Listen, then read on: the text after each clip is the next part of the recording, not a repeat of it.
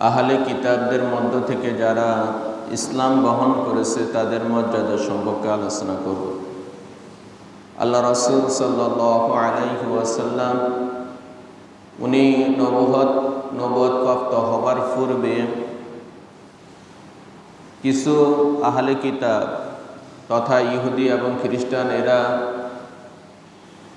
আল্লাহ তাআলার হুকুম মানত এবং তারা রাত্রেবেলা ইবাদত করত, আল্লাহ তাআলার আয়াত তেলাওয়াত করত। এবং আল্লাহ রাসূল সাল্লাল্লাহু আলাইহি ওয়াসাল্লাম যখন দুনিয়ার মধ্যে আগমন করছেন, এরপরে তিনি যখন নবুয়ত প্রাপ্ত হয়েছেন, তখন তারা আবার আল্লাহ রাসূলের উপর এবং আল্লাহ তাআলার উপর ঈমান আনে। এই কারণে আল্লাহ তাআলা এই সমস্ত আহলে কিতাবদের মর্যাদার কথা বলে এই আয়াতটা নাজিল করেছেন। তবে আহলে কিতাবদের মধ্য থেকে সকলে সমান নয়, এদের মধ্য থেকে কিছু আসলে কট্টরপন্থী,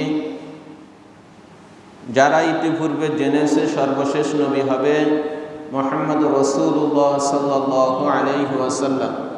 এটা তাদের কিতাবের মধ্যে, তাদের গ্রন্থের মধ্যে লেখা আছে। তারা জানে, বুঝে, শুনে, তারপরও তারা আল্লাহ রাসূলের উপর ঈমান আনে না, আল্লাহ তাআলার উপর ঈমান আনে না, বিশ্বাস স্থাপন করে না। কিন্তু এদের মধ্যে থেকে ওই যে দলটা আহলে কিতাবদের মধ্যে একটা দল ছিল, তারা ওই সময় মানুষদেরকে সৎ কাজের আদেশ করত, অসৎ কাজের নিষেধ করত, মানুষদেরকে ভালোর পথে, ন্যায়ের পথে তারা আহ্বান করত। এবং এরা খুবই বিনয়ী ছিল, নম্র ছিল, ভদ্র ছিল। এদের মধ্যে থেকে পরবর্তীতে একজন প্রসিদ্ধ সাহাবী হয়েছে আব্দুল্লাহ ইবনে সালাম রাদিয়াল্লাহু তাআলা আনহু। তিনি এবং তার দলবল সহ, তার সঙ্গী সাথী সহ সকলে একত্রে আল্লাহ তাআলার উপর ঈমান আনে, আল্লাহ রাসূলের উপর ঈমান আনে। তাদের এই কর্মকাণ্ড এবং তারা ভালো ছিল, তাদের মর্যাদার কথা বলেই আল্লাহ তাআলা এই আয়াত নাজিল করেছেন। আল্লাহ তাআলা বলতেছেন, লাইসু সাওয়াআন, আহলে কিতাবদের মধ্যে সকলে সমান না। মিন আহলিল কিতাবি উম্মাতুন কায়িমাতুন, এদের মধ্য থেকে অবিচল একটা দল আছে যারা সবসময় সৎ পথে, হেদায়েতের পথে, দ্বীনের পথে ছিল। এবং এদের আরো বৈশিষ্ট্য, আরো মর্যাদার কথা আল্লাহ তাআলা বলতেছেন, ইয়াতলুনা আয়াতিল্লাহি, এরা আল্লাহ তাআলার আয়াত তেলাওয়াত করত, আনা আল-লাইলি, রাতের বেলা। রাতে এরা আল্লাহ তাআলার আয়াত তেলাওয়াত করত, অহুম ইয়াসজুদুন, এবং তারা ভোর রাত্রে তাহাজ্জুদের নামাজ পড়ত, সিজদায় অবনত হতো। তাহলে আহলে কিতাবদের মধ্য থেকে সকলে সমান নয়, সেটা আল্লাহ তাআলা বলছেন। যারা ভালো ছিল, যারা নেককার ছিল, ওই সময়ে যারা ফরজগার ছিল, এদের বৈশিষ্ট্য, এদের মর্যাদার কথা বলে আল্লাহ তাআলা এই কথা বলছেন। এরা আমার আয়াত তেলাওয়াত করত এবং ভোর রাত্রে তাহাজ্জুদের নামাজ পড়ত। এখানে আনা আল-লাইলি দ্বারা অনেকে বলতেছে ঈশার নামাজ বুঝেছে, তবে অধিকাংশ তাফসীরের মতে এখানে অকুম ইয়াসজুদুন, ইয়াসজুদুন দ্বারা সিজদা অবনত হবার কথা দ্বারা মূলত তাহাজ্জুদের নামাজকে বোঝানো হয়েছে। মোট কথা হচ্ছে, আহলে কিতাবদের মধ্যে থেকে এমন একটা দল ছিল যারা সব সময় সর্বাবস্থায় আল্লাহ রাসূল উনি নবুয়ত প্রাপ্ত হবার পূর্ব থেকেই তারা সৎ পথে ছিল, হেদায়েতের পথে ছিল এবং আল্লাহ তাআলার আয়াত তেলাওয়াত করত, নামাজ আদায় করত। এই কথাটাই আল্লাহ তাআলা তাদের এই গুণটা, এই মর্যাদাটা আল্লাহ তাআলা এই আয়াতের মাধ্যমে তুলে ধরেছেন। এবং আল্লাহ তাআলা তাদের আরো বৈশিষ্ট্যের কথা তুলে ধরে বলতেছেন, ইউমিনুনা বিল্লাহি, এরা হচ্ছে ওই সমস্ত ব্যক্তি যারা আল্লাহ তাআলার উপর বিশ্বাস স্থাপন করে, ওয়াল ইয়াউমিল আখিরি, এবং পরকালের প্রতি বিশ্বাস স্থাপন করে, ওয়া ইয়ামুরুনা বিল মারুফি, এবং তারা মানুষদেরকে সৎ কাজের আদেশ করে, ওয়া ইয়ানহাউনা আনিল মুনকার এবং অসৎ কাজের নিষেধ করে, ওয়া ইউসারিউনা ফিল খায়রাত এবং কল্যাণ এবং ন্যায়মূলক কাজে তারা একে অপরের সাথে প্রতিযোগিতা করে। এই আহলে কিতাবদের এই বৈশিষ্ট্যগুলো আল্লাহ তাআলা বলতেছেন, এরা আমার নিকট এই কারণে মর্যাদাবান, এরা আমার উপর ঈমান এনেছে, তারা পরকালের উপর ঈমান এনেছে, মানুষদেরকে সৎ কাজের আদেশ করেছে, অসৎ কাজের নিষেধ করেছে, এবং তারা কে কত বেশি নেক কাজ করতে পারে, কে কত বেশি ভালো কাজ করতে পারে, সেটার জন্য তারা একে অপরের সাথে এভাবে প্রতিযোগিতা লিপ্ত হইত। এই কারণে আল্লাহ তাআলা বলতেছেন, ওয়া উলাইকা মিনাস সালিহিন, আর এরাই হচ্ছে সৎ, এরাই হচ্ছে নেককার।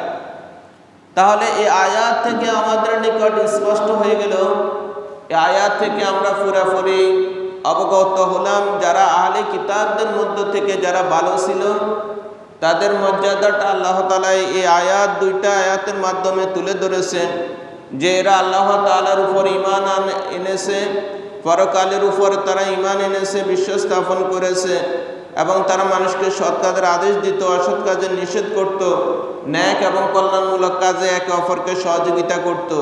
এই কারণে আল্লাহ তাআলা বলতেছে এরা হচ্ছে সৎ, এরা হচ্ছে নেককার, সালিহিন।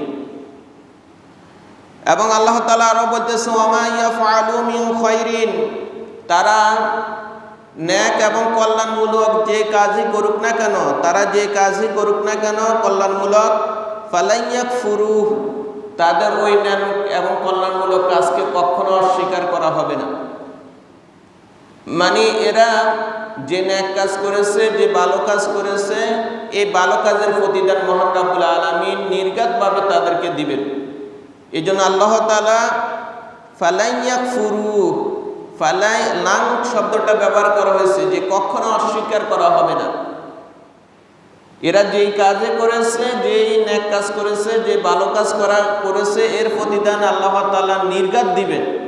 এই কারণে আল্লাহ তাআলা এই শব্দটা ব্যবহার করেছেন। এবং আল্লাহ তাআলা বলতেছে, আল্লাহু আলিমুন বিল মুত্তাকিন, যারা মুমিন, যারা মুত্তাকিন, এদের ব্যাপারে মহান রব্বুল আলামিন ভালো করে অবগত আছেন, এদের ব্যাপারে মহান রব্বুল আলামিন ভালো করেই জানেন। তবে যে সমস্ত ইহুদিরা, যে সমস্ত আহলে কিতাবরা আল্লাহ তাআলার উপর ঈমান আনেনি, বিশ্বাস স্থাপন করেনি, আল্লাহ রাসূলের উপর ঈমান আনেনি, বিশ্বাস স্থাপন করেনি, তাদের ব্যাপারে মহান রব্বুল আলামিন বলতেছেন তাদের পরিণামটা কি হবে। আল্লাহ তাআলা বলতেছেন, ইন্নাল্লাযীনা কাফারু, নিশ্চয় যারা কুফরি করেছে, লান তুগনিয়া আনহুম, কখনো কাজে আসবে না, আমওয়ালুহুম, তাদের ধন সম্পদ, ওয়ালা আওলাদুহুম, তাদের সন্তান সন্ততি, মিনাল্লাহি শাইয়া, আল্লাহ তাআলার নিকট। যারা আল্লাহ তাআলা বলতেছে নিশ্চয়ই যারা কুফরি করেছে তাদের ধন সম্পদ, সন্তান সন্ততি, টাকা পয়সা কোনো কিছুই আল্লাহ তাআলার নিকট কাজে আসবে না। এখন আল্লাহ তাআলা এখানে আমওয়াল তথা ধন সম্পদ দ্বারা কেন বোঝানো হয়েছে? যেমন দুনিয়ার মধ্যে না আপনারা দেখেন, কেউ যদি তার জেল হয় অথবা তাকে শাস্তি দেওয়া হয়, আপনি টাকার মাধ্যমে জেল থেকে আপনি মুক্তি হইতে পারবেন, জামিনে মুক্তি আপনি হইতে পারবেন। আপনার উপর রিমান্ড দিয়েছে, টাকা দিয়েছেন, আপনার রিমান্ড কমাই দিবে, এরপরে টাকা দিয়ে আপনি যে কোনো সময় মুক্ত হইতে পারেন। দুনিয়ার মধ্যে আমরা তো দেখি টাকা পয়সা দিয়ে যত বড় আসামি হোক না কেন, দেখা যাইতেছে সে পরবর্তীতে বাড়ি যায়। এই যে আমরা কিছুদিন আগে দেখলাম চট্টগ্রামের মধ্যে শীর্ষ এক সন্ত্রাসী ছিল সাজ্জাদ, সেই প্রকাশ্যে মানুষকে হত্যা করতো, মানুষকে মারত। তাকে যখন গ্রেফতার করছে, গ্রেফতার করার পরে মনে হতেছে, আমাদের কাছে মনে হয় সে আর ছাড়া পাওয়ার কোনো সুযোগ নেই, তাকে যে কোনো সময় ফাঁসির আদেশ দিতে পারে বা শাস্তি দিতে পারে। অথচ দেখা গেছে কিছুদিন পরেই তার স্ত্রী একটা ভিডিওর মধ্যে বলেছে, আমার কাড়ি কাড়ি টাকা পয়সা আছে, যত টাকা লাগে আমার এই টাকার বিনিময়ে আমি আমার স্বামীকে ছুটে নিয়ে আসবো। বাস্তবে সেটা হয়েছে। এদের 2-3 মাস পরে এই শীর্ষ সন্ত্রাসী সেই বের হয়ে গেছে, সে জামিন পাইছে। অথচ সে প্রকাশ্যে মানুষকে হত্যা করেছে, খুন করেছে, সেই এখন সার পাই গেছে। তাহলে কথা বোঝা যায় আল্লাহ তাআলা বলতেছেন এই দুনিয়ার মধ্যে টাকা পয়সা দিয়ে নাজাত পাওয়ার একটা সুযোগ আছে, কিন্তু আল্লাহ তাআলা বলতেছেন পরকালের কঠিন এমন মুহূর্ত হবে যে ওই দিন তাদের এই ধন সম্পদ কোনো কাজে আসবে না। আল্লাহ তাআলা তাদের এই ধন সম্পদ কিছুই সেদিন গ্রহণ করবেন না, যে ঠিক আছে জাহান্নামের যে ফেরেশতারা আছে এদেরকে আমি মনে হয় কিছু টাকা পয়সা ধরা দিলে আমার মনে হয় শাস্তি কমাই দিবে, এরকম কোনো সিস্টেম আসেনি, কোনো সিস্টেম নাই। সেখানে ঘুষের কাজ কারবার চলে না, দুনিয়ার মধ্যে না 6-9 এগুলা করা যায়, কিন্তু সেখানে আপনি টাকা পয়সার কোনো লেনদেন নাই, বা যদিও থাকে আপনি এগুলা দিয়ে কখনো নাজাত পাইতে পারবেন না। এবং আল্লাহ তাআলা এর পরবর্তী কথা বলছেন ওয়ালা আওলাদুহুম, তাদের সন্তান সন্ততিও সেদিন তাদের কোনো কাজে আসবে না। দুনিয়ার মধ্যে আপনি কোনো বিপদে পড়লে অথবা কোনো যুদ্ধের ময়দানে অবতীর্ণ হলে তখন আপনার সন্তানরা দৌড়ায় আসে আপনাকে সহযোগিতা করার জন্য। কাজ কারবারে বিভিন্ন কিছুর মধ্যে বা আপনি বিপদে পড়লেন, আপনাকে কেউ আক্রমণ করলে আপনার সন্তানরা ডাল হয়ে দাঁড়ায় না, সন্তানরা ছেলেরা এভাবে আপনাকে সহযোগিতা করার চেষ্টা করে।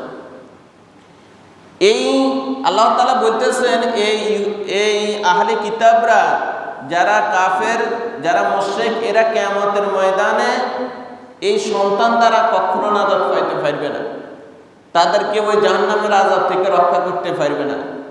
তাহলে আমাদের নিকট স্পষ্ট হয়ে গেল আমরা দুনিয়ার মধ্যে যত ধন সম্পদ টাকা পয়সা আয় করি, যত কিছু আমরা জমাই, এই ধন সম্পদ আমাকে পরকালে নাজাত দিতে পারবে না যতক্ষণ না আমার ভিতরে ঈমান না থাকে। আমি আল্লাহ এবং আল্লাহ রাসূলের প্রতি যদি ঈমান না রাখি, বিশ্বাস না রাখি, তাহলে আমার এই ধন সম্পদ আমাকে কি করতে পারবে না, মুক্তি দিতে পারবে না।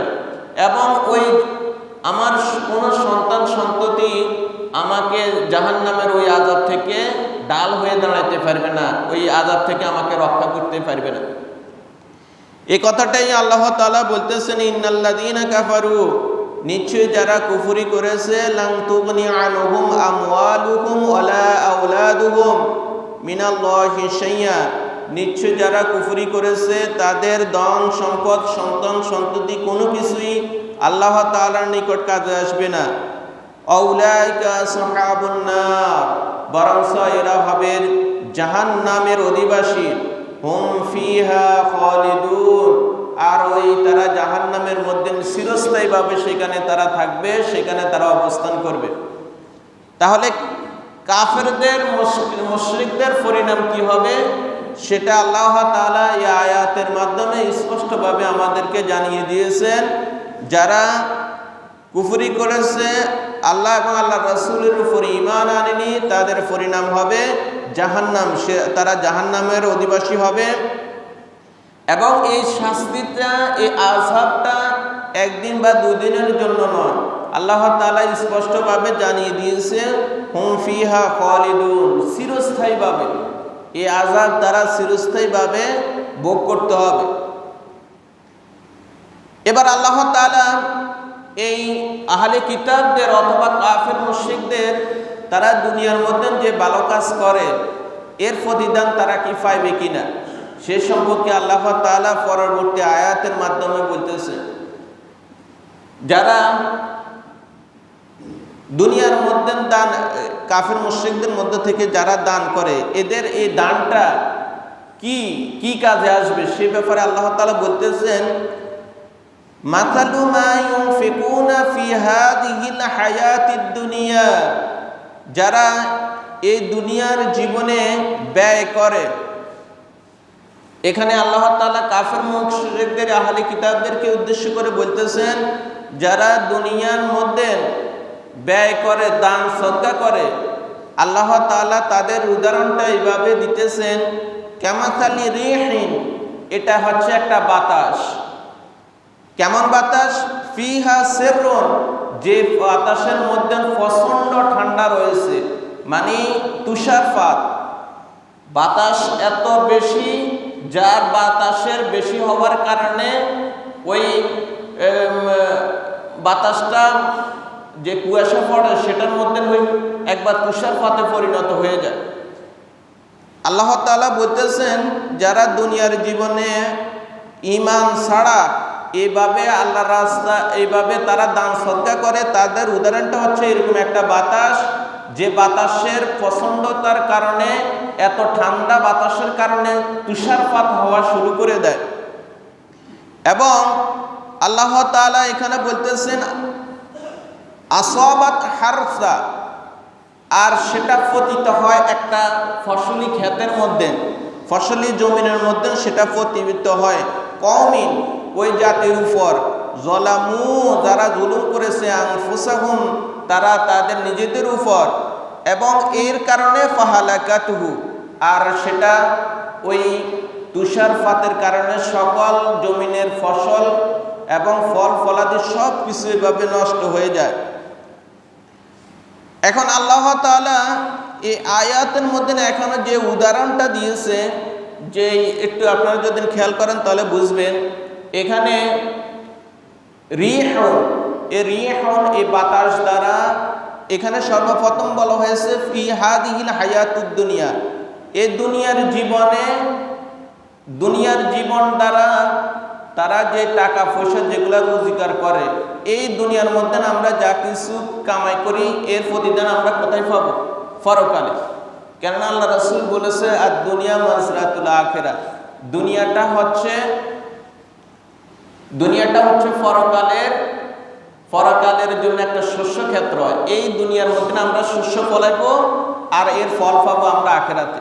আমরা যদি ভালো কাজ করি, নেক কাজ করি, আমরা এখানে নেক কাজ করলে এর ফল কোথায় পাবো? আমরা পরকালে। কিন্তু আমরা যদি এখানে নেক কাজ না করি, ভালো কাজ না করি, এর ফল কি আমরা পরকালে পাবো? কখনো পাবে না। আপনি যদি জমিনের মধ্যে ফসল রোপণ করছেন, ফসল রোপণ করার পরে ভালোভাবে সেটা এই রক্ষণাবেক্ষণ করেছেন, তার যা যা কিছু প্রয়োজন যথাযথভাবে আপনি দিয়েছেন, যদি না আপনি যথাযথভাবে এভাবে কাজ করেন তাহলে আপনার ফসল ভালো হবে। কিন্তু আপনি নিয়ম না মানে যদি ফসল ফলান, যেটা যে সময় যে মৌসুমে ফলানো দরকার, যে মৌসুমে যেটা করা দরকার, আপনি যদি সেটা সেই মৌসুমে না করেন তাহলে কি আপনি ভালো ফল পাইবেন না। ঠিক তদ্রূপ এ দুনিয়ার জীবনে আপনি আল্লাহর নিয়ম কানুন যদি মানি চলেন তাহলে ভালো ফল পাইবেন। কিন্তু নিয়ম কানুন ছাড়া যদি না আপনি নিজের ইচ্ছে মতন মন গড়া চলেন তাহলে এই দুনিয়ার জীবনে আপনি যাই কামাই করছেন পরকালের কিছুই আপনি পাইবেন না। এজন্য আল্লাহ তাআলা এখানে বলছেন যে কাফেরদের যে জীবনটা, এই জীবনের মধ্যে তাদের এই দুনিয়ার জীবনের যা কামাই করবে এর প্রতিদানটা তারা পরকালে পাইবে। তবে আল্লাহ তাআলা বলতেছেন এখানে রিহুন দ্বারা বোঝানো হয়েছে যে বাতাস, এই বাতাসটা হচ্ছে তার দান সদকা। সে দান সদকা কিভাবে করে? যেমন কাফেররা যুদ্ধের জন্য তারা বিপুল পরিমাণ ব্যক্তিগতভাবে টাকা খরচ করে, তারা বিভিন্ন এই জনকল্যাণের জন্য অনেক কাজ করে। এখন এর প্রতিদানটা আল্লাহ তাআলা এইভাবে উদাহরণ দিচ্ছে যে এটা হচ্ছে একটা বাতাস।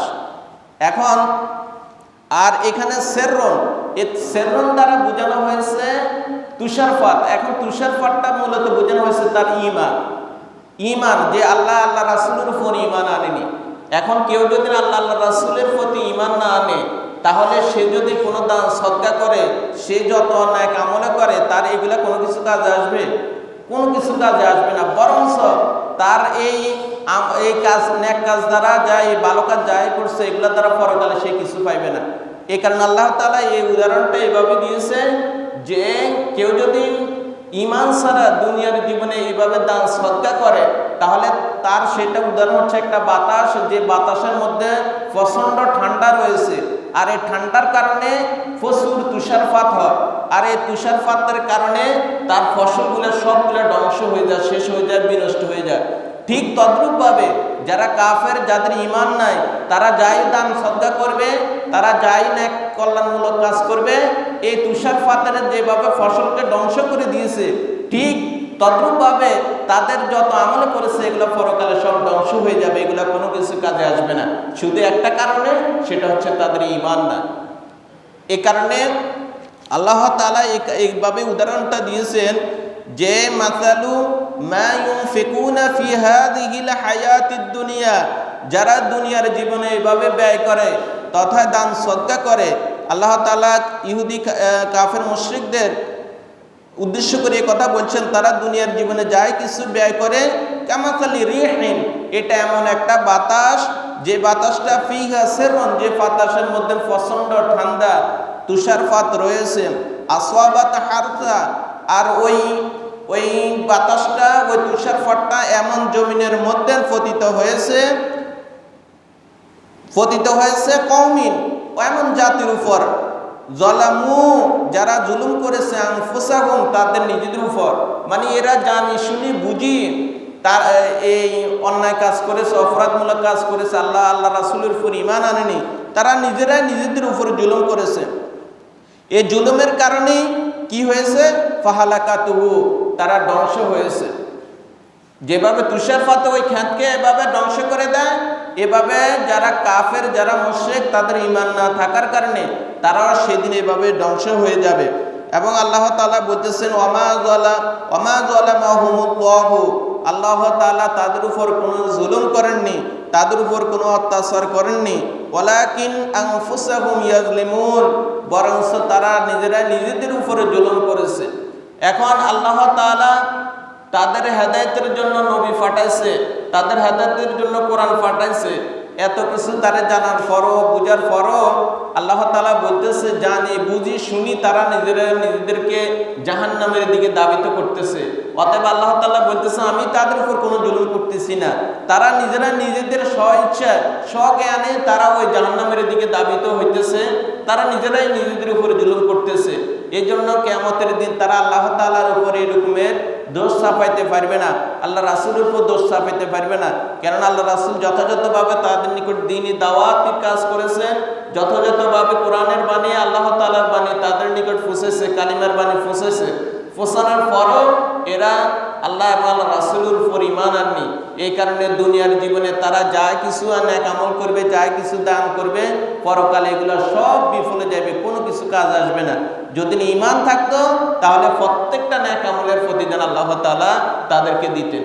আল্লাহ তাআলা আমাদের সকলকে বুঝার এবং আমল করার তৌফিক দান করুন, আমিন। ওয়া মা তাওফিক ইল্লা বিল্লাহ।